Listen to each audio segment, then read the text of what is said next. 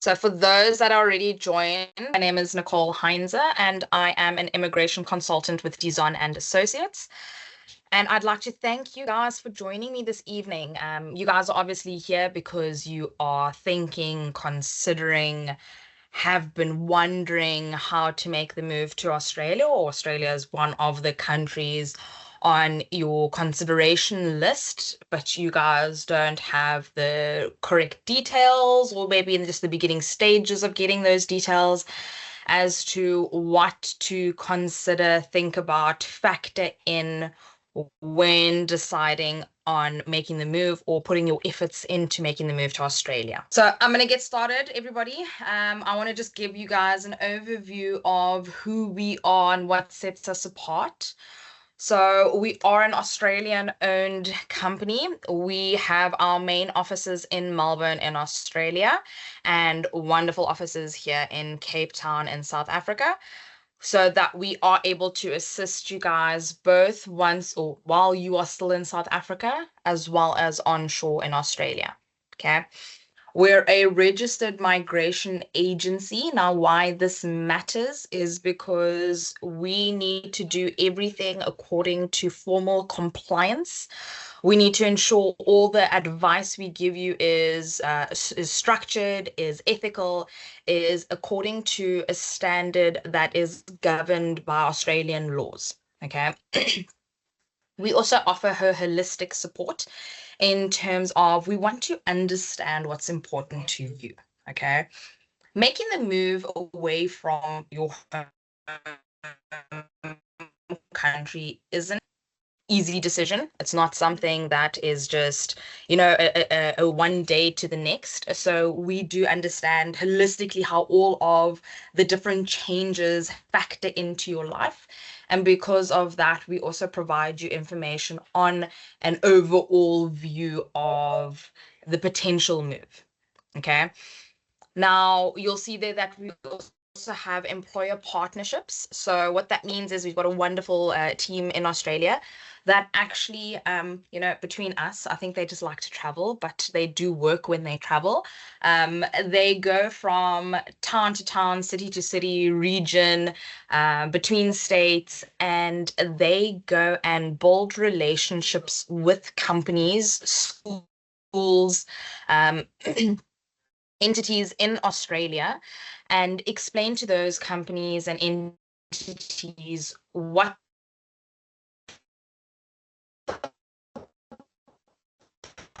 process looks like. Build these partnerships with these entities that allow us to have opportunities for recruitment.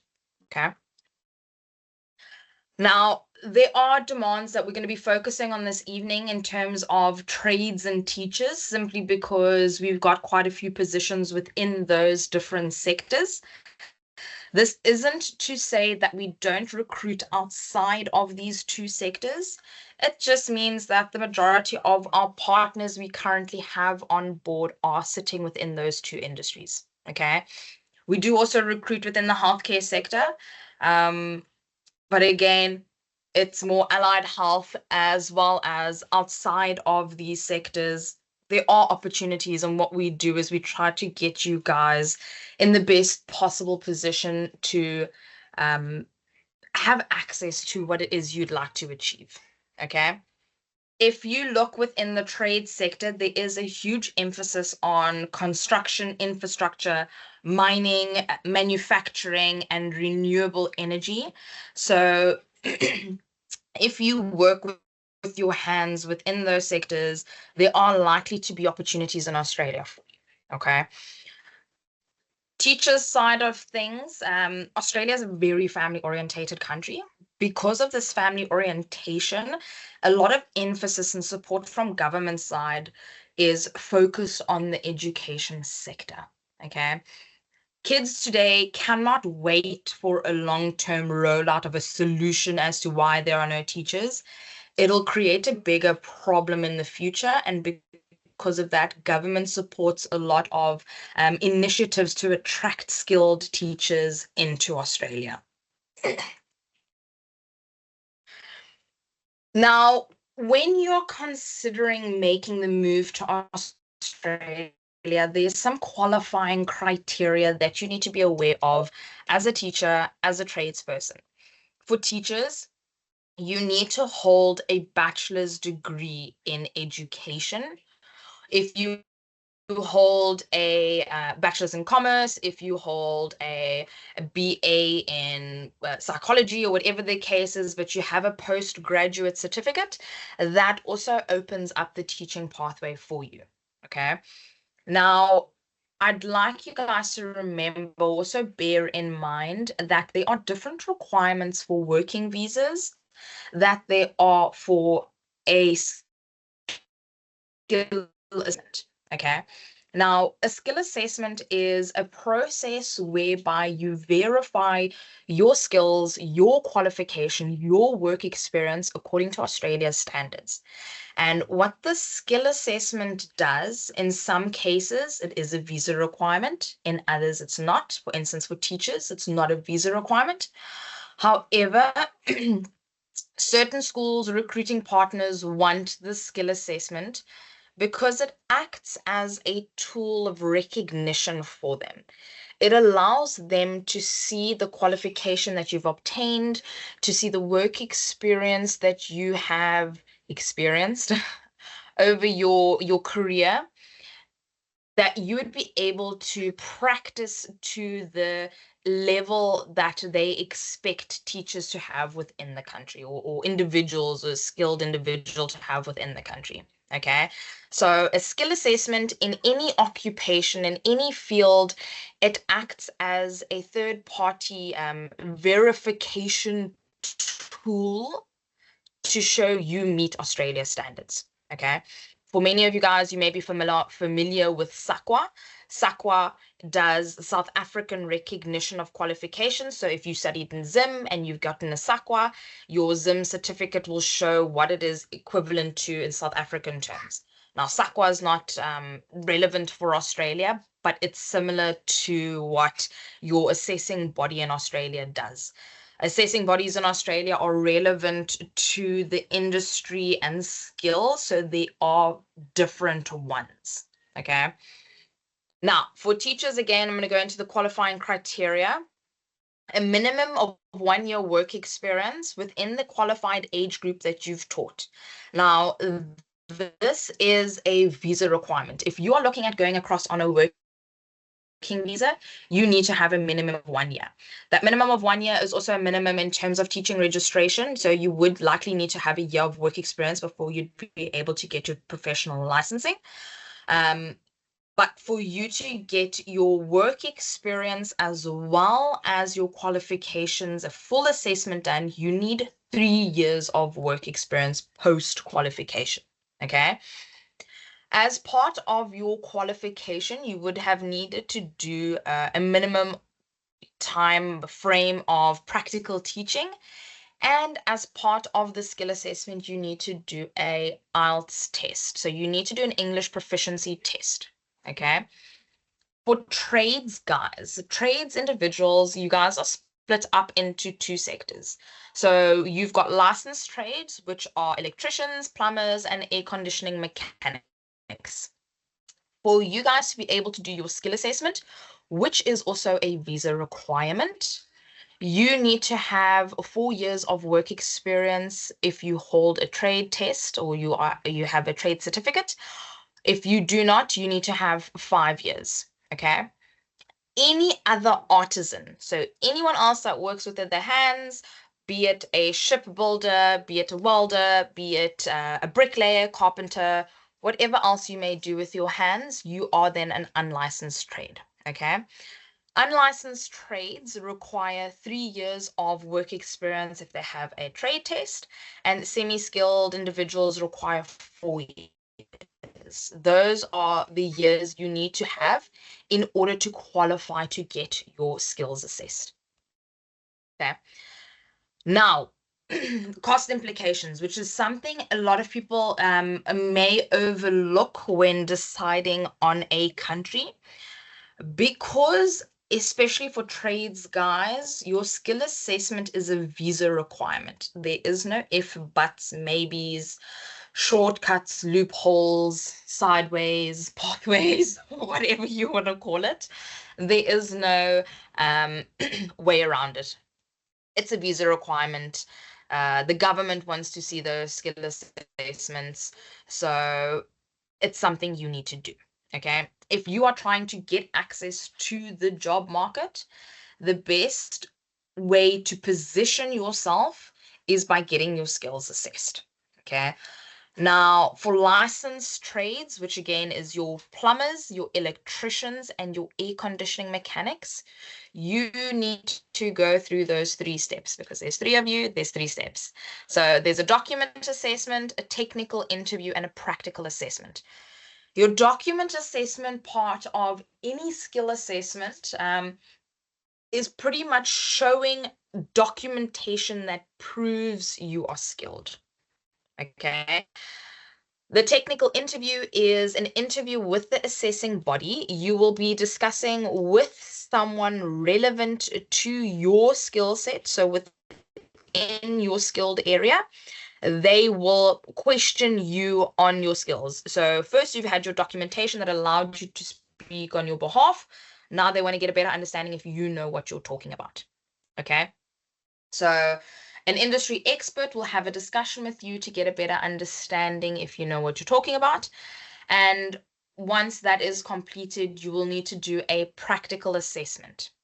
Now, for every other tradesperson that is not an electrician, is not a plumber, is not an air conditioning mechanic, you guys don't need to do the practical assessment. Okay. There are a couple of trades, guys, occupations, jobs, skills within the trades sector that until next month have been prioritized.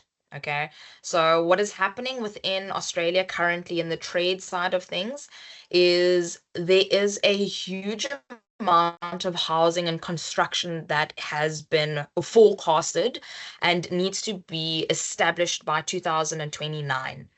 And because of that, the government has streamlined and prioritized certain trades to allow them to go through this process a lot faster than others. Okay.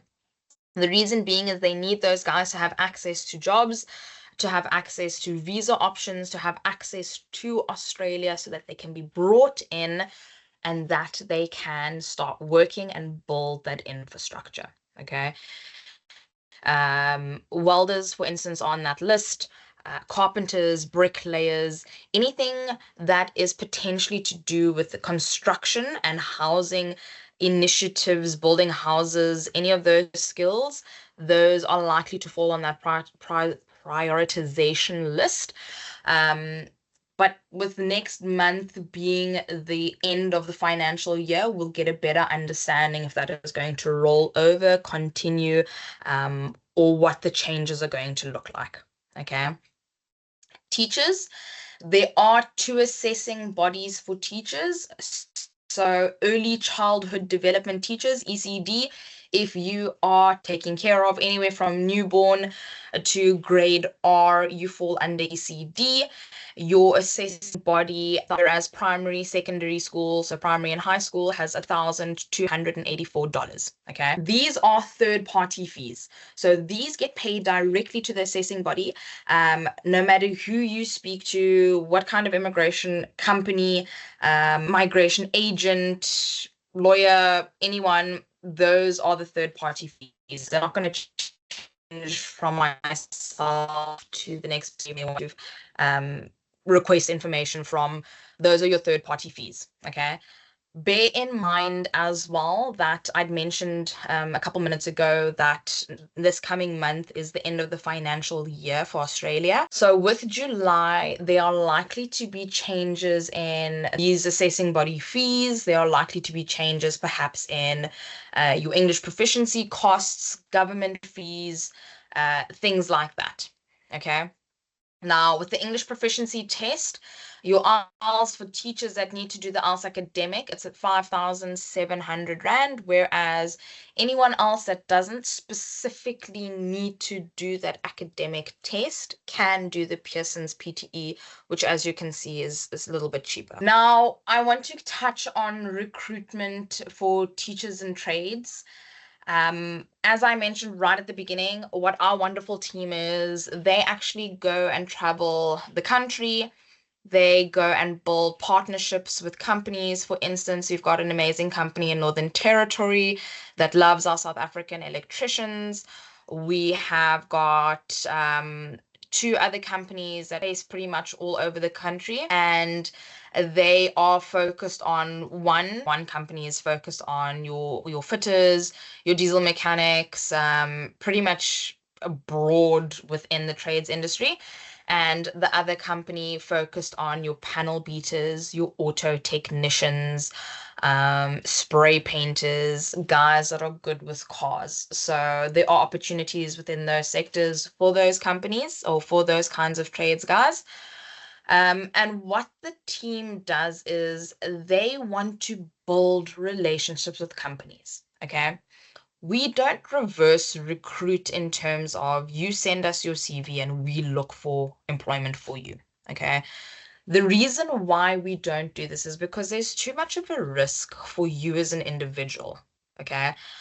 We prefer having long-term recruitment partners in terms of companies throughout different sectors that we can trust. We know that the individuals we're putting forward will be taken care of, would fit in the position that we're putting them forward to because we understand the company, we understand the culture, we understand the growth opportunities, we understand those company and the company needs.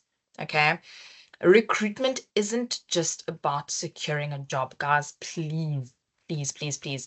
When you pray about your options in life, pray about the road. Don't just pray for that opportunity. Okay.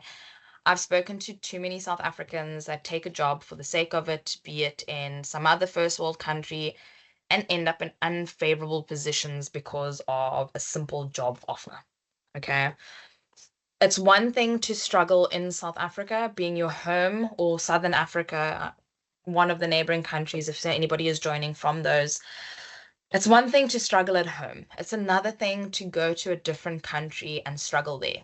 You don't know the culture, you don't know the environment, you don't have a support system. You can't just call up someone and say beep because it is a big move, okay? So we're aware of that, and we want to ensure that you've got the support that you would need to thrive that side, not just survive here, survive wherever, okay? Teachers as well, good news is we are expanding our teaching partnerships as well. So new schools that we'll have access to in the coming financial year. Again, majority of Australia. Okay. Okay. Wait, sorry. One thing I do want to mention or just touch on in terms of recruitment processes. With trades, guys, as I mentioned, your skill assessment is the vital part to strengthen yourself within the job market. Okay. There are thousands of opportunities available in pretty much every single sector. So what we want to ensure is that you are document ready to have access to those opportunities. Okay. Your skill assessment can take anywhere between 6 months to a year. Okay. Now, if you consider that time frame coupled with the recruitment process, applying for a visa, that can take anywhere in addition to 6 months. Now, 6 months on top of a possible year, if you don't have your skill assessment done, a company is likely not going to wait for you to get that skill assessment. Okay. The time frames just don't match up, and it's difficult for a company to keep a vacant position for that allocated amount of time. So if you are considering the move and you've looked into all the different factors, uh, requirements, things like that, how you can build your life that side. Consider putting your energy, your resources into where you need to give you the best chance of success. Okay. Now, what will happen once you've got your skill assessment, and what we do is we pretty much track your application. Should we assist you with this? We track your application. You have got contact, or you are linked to our recruitment team.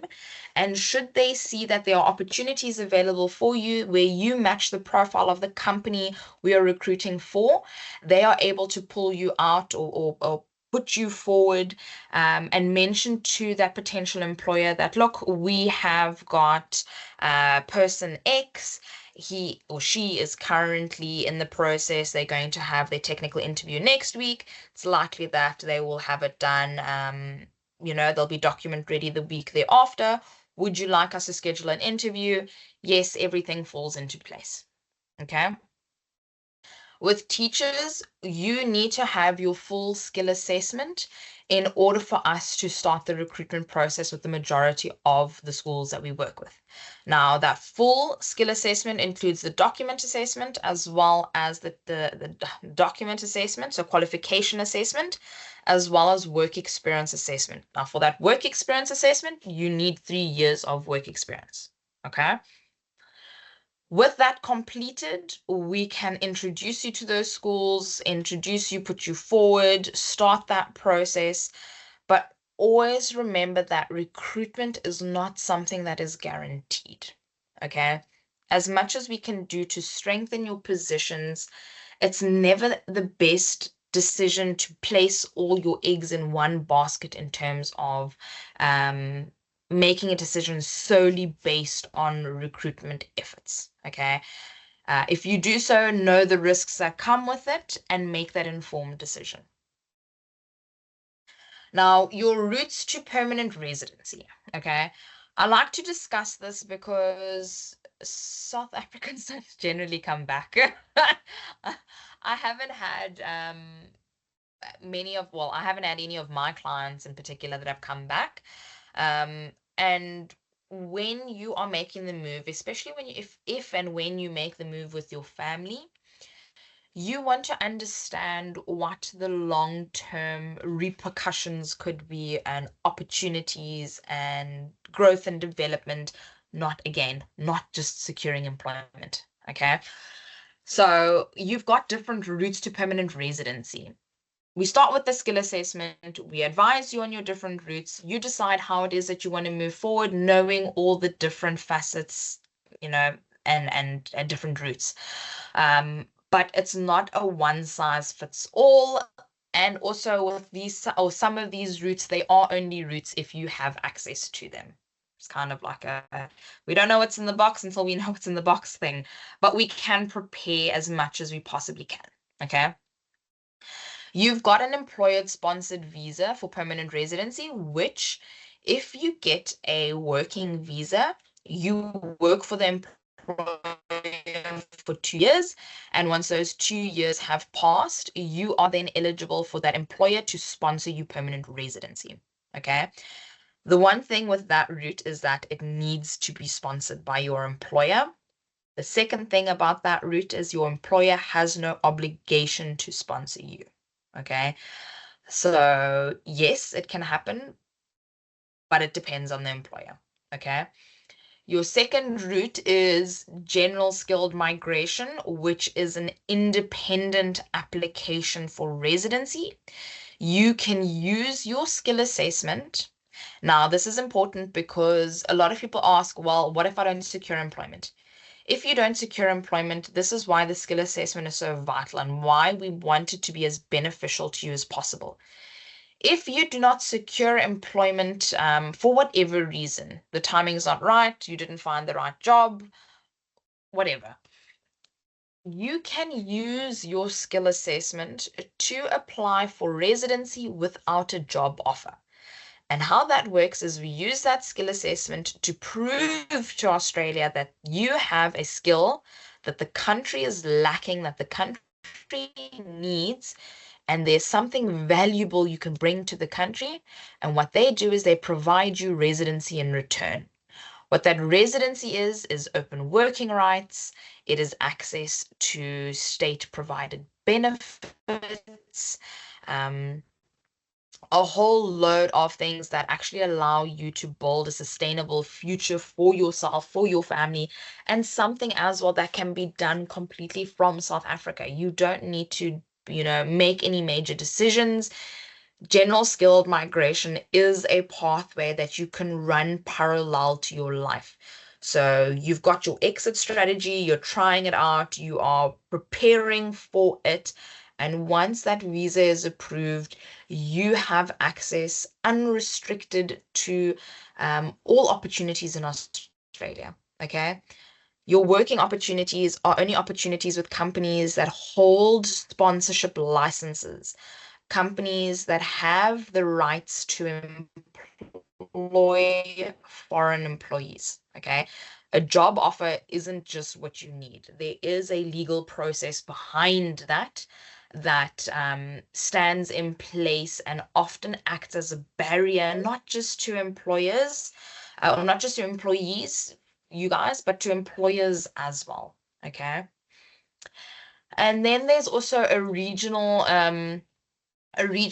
route, which if you are working within a regional area, you can actually apply for a regional visa or a regional working visa if the company or employer is happy to sponsor that regional visa, which after 3 years, you have access to permanent residency. Okay. Guys, I know there was quite a bit of information this evening. One thing I do want to just make a key note of is that everybody's path is unique. Okay.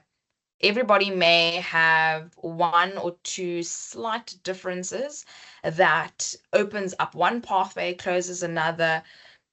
You may have different questions as well. So it's always best to understand what your specific route looks like. Take the time to understand what the steps are, what the costs involved are, the associated risks, things like that before you make decision, irrespective of where to go. So I want to add that the information that we've discussed this evening is up to date. If something happens tomorrow, things can change. So yeah, please just be aware of that. I know that with the financial year ending next month, there may be some changes, but with the next webinar, the webinar thereafter, we will be able to reiterate those changes. So just keep up to date with any specific questions or any specific areas of the application that may be subject to change. As much as I can provide you guys information, there are third parties that we work with, like governments. And guys, South Africa's government isn't the only one that makes its changes now and then. So it's always just best to ensure things are what you need to know. Okay. We will be sending out just a thank you email tomorrow for everybody that did join, that registered, had some time or took the time this evening just to sit with me and get a better understanding. With that email, you'll be able to reach out to me directly so that we can have a bit of a one-on-one. I can answer any specific questions that may have, slipped my mind this evening. Or if there was anything that in particular you wanted to know, anything health related, anything character related. One thing I'd like to also add is that we do have the legal resources to deal with certain aspects of applications further than again just the job market that you need to take into consideration. So if you have a criminal record, it's not always end of the road for you. If you do have a certain health issue, it's not the end of the road for you. You're more than welcome to get into touch with me, understand what the limitations are and how to position yourself to make the best possible move, not just for you, but for your family. And even if it is just for you, how you can grow, what future you'd like, and hopefully Design and Associates plays an important role building that future with you. Guys, have a wonderful evening. Stay safe, and please take the time to reach out to me if you have any questions.